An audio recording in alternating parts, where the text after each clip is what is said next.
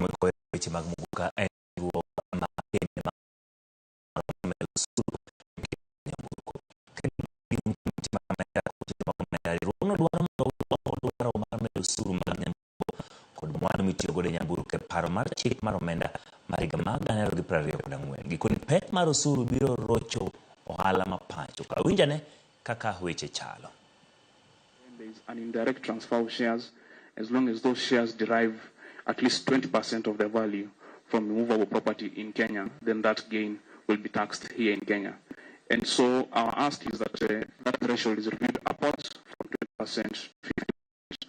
For the simple reason is that it will help us align generally with the practice across the board. And the simple explanation is, for instance, in the OECD and UN model tax conventions, that's the ratio that's provided for that threshold of 50%. And for good reason, because 20%, if you use 20% threshold to determine the value of a share, I mean, it's very easy. It's very, very easy to attain. In essence, you'll be taxing the entire gain in Kenya. I'll move on to number 3, of income tax. We are proposing an amendment to that same provision, the paragraph 2 of the 8th schedule.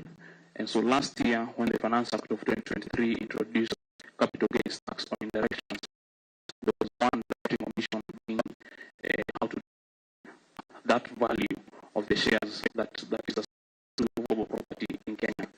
In what we are trying to recommend then is a formula of how to determine that particular gain or that particular value of the shares that is derived from a movable property in Kenya.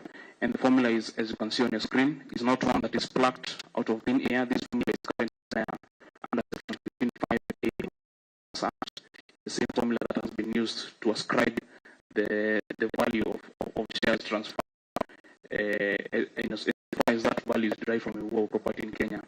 But previously it was applicable to the mining, oil,